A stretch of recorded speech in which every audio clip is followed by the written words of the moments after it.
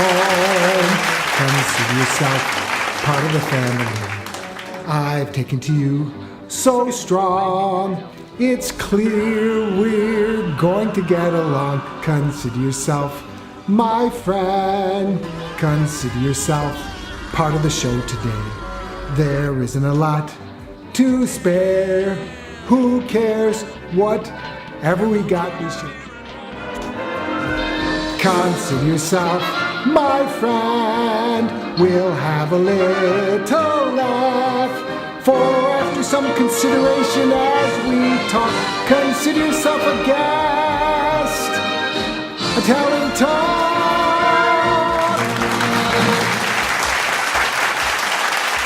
Welcome back to Ken's Corner. Today we have John Reneaud. He's from Burbank, California. Say hello, John. Hi, how are you? Yep, John and I will talk about how we met in a minute. But first, John, so what was it that was the first show you were in that you knew you wanted to be an actor? The Tritico Theater Company. I was co-artistic director with a guy named John Stokes. I didn't know that either. Yeah. And, see, I'm so glad he's on Ken's Corners because yeah. there's things I want to know about my friends. So where was it located in? Well, we worked at a place called the Performance Network. I know exactly what it is. Which I believe isn't there anymore. I think it's closed out. But we produced one show every year, an equity show every year, equity contract.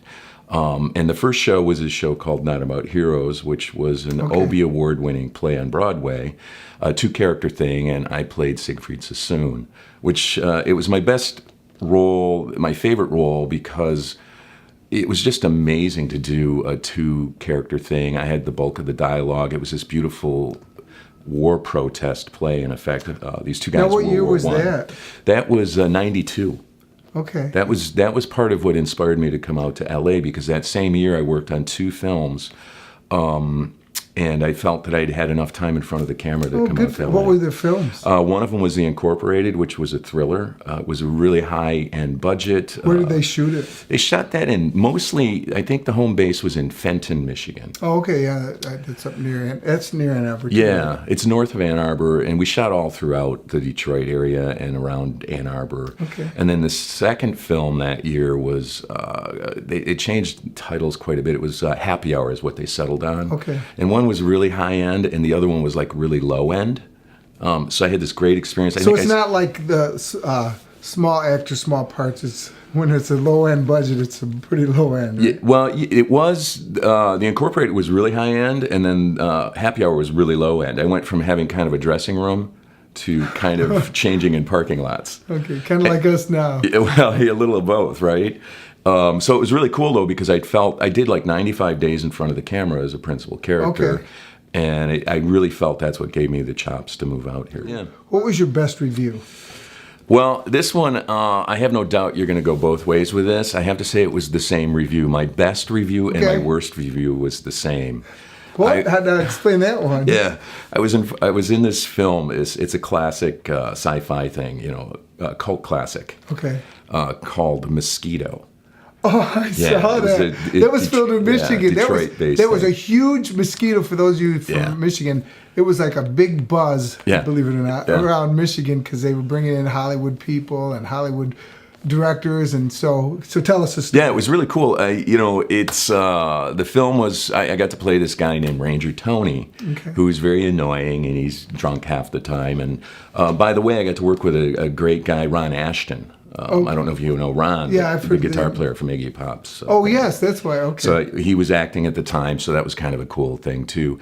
So I did the thing. I play this character. I'm basically the first big kill by these mosquitoes. And mind you, it took two of them to take me out. Everyone else, one could do it, but it took two to take me out, for whatever that's worth. And so I did this thing, and I was on the news a little bit. They had these cool shots of me running through the woods and just some special effects things. It was very, very cool.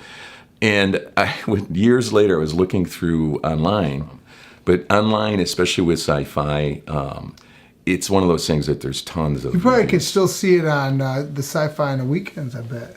You know what? It was on, I believe, USA Network for years and years and years and years. Because I remember seeing it. I remember seeing it before I knew you. Yeah. And when I came out to L.A., in fact, I had people recognize me from doing that, which I thought was completely surreal. Well, didn't they make, it seemed like it was, because it was that genre, somebody else came up with the same type, the mosquito. Yeah, I don't know if it was... Skeeters, I think it was Yeah, I called. don't know if they were at the same time. I know Gary Jones, that was the director and the guy who created that. He was a sci-fi guy from the beginning. Okay. He got Gunnar Hansen, actually. That's part of the reason why it's a cult classic. Gunnar Hansen, for you that know, tell him about him. Yeah, he's the guy, Leatherface from the original Chainsaw Massacre. So since he got Gunnar, it became this huge cult thing. I think it's the first film, in fact, Gunnar showed his face. So that's kind of an interesting note as well. Well, that's excellent. Well, we're going to take a break and so you can hear John sing one of his original songs. And then after you see his wonderful singing voice and his interpretation of his song, we'll come back and we'll talk some more with John Reneaud. In the middle of the night, it's a cold, cool place. Got you walking downtown with your hips and face. You better watch your step, Samson, that your feet don't bleed. We're thinking what you need. What you need is on the pavement.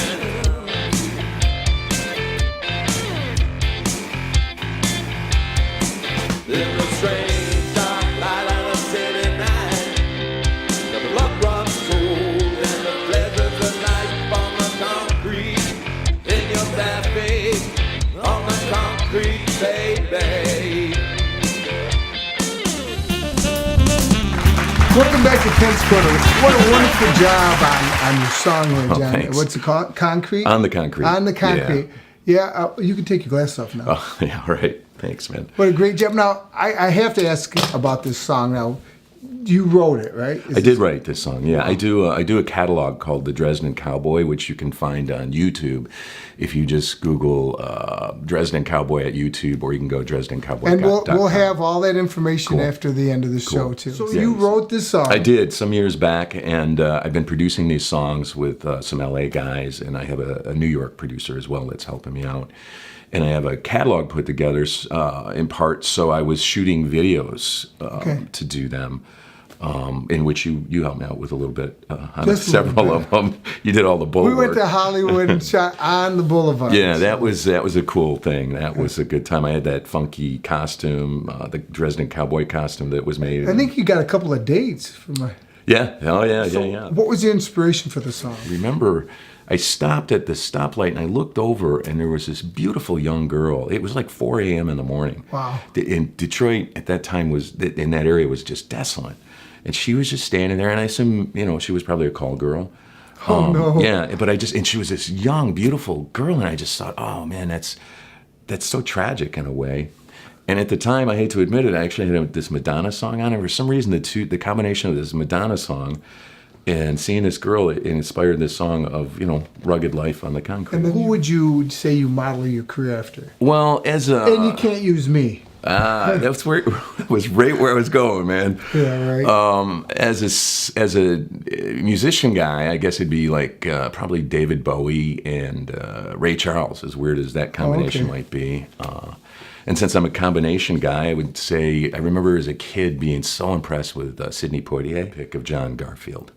Well, so then I think the first time we met, I went over your house and we just chit-chatted. We technically knew a lot of different things about cameras and editing.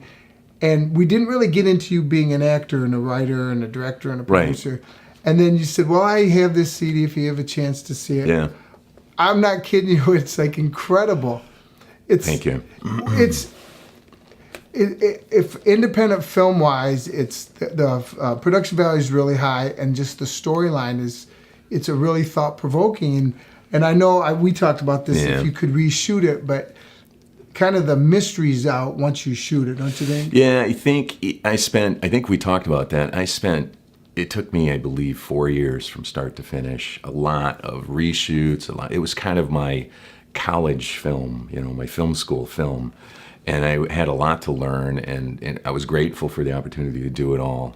I had talked to my buddy Matt O'Hare into playing the lead role, and I wrote it, I was shooting it. I just had so many hats on that I think I have to admit it's satire, so there's room, or I guess someone else might have packaged it as a black comedy.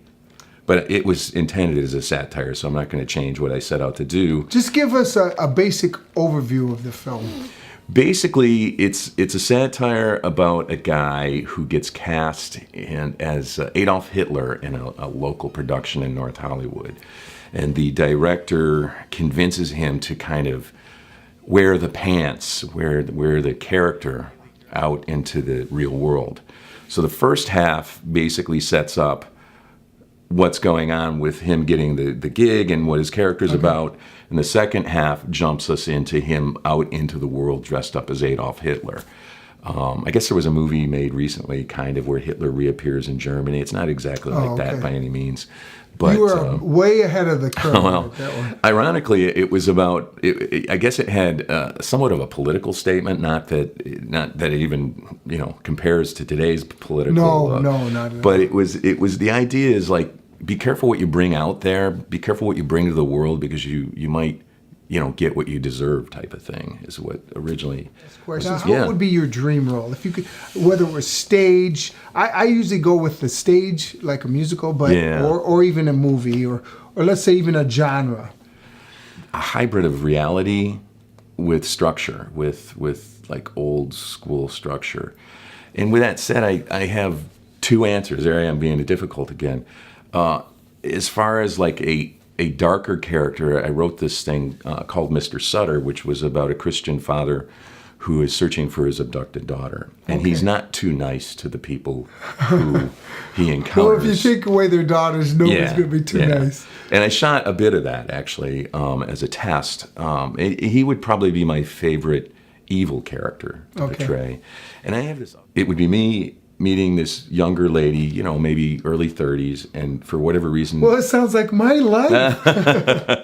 well, not younger 30s, maybe younger 40s. Yeah, well, there you go. But the idea is, like, they decide just to buy a van and go live in the desert together, even though they're not romantically involved. And yet, of course, what happens is they get to know each other better, and... Oh, and that would be an easy shoot, too. It'd be just the two in the crew. Yeah. Two in the crew. Two in the crew, baby. There's a new production company. Either that or it's a song on the street, baby. Two in the crew. Two in the crew. Oh, I am actually shooting a character next week, basically loosely based on Harvey Weinstein.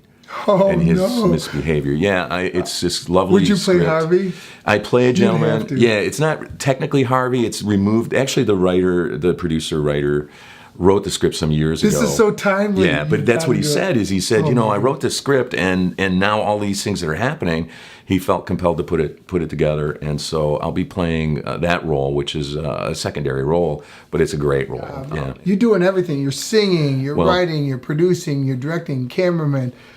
We've got some stuff coming up that we're going to be working together on. Yeah, absolutely. We don't want to reveal it yet, but thanks again for joining us at Ken's Corner with John Reneaud. We'll see you next time on Ken's Corner.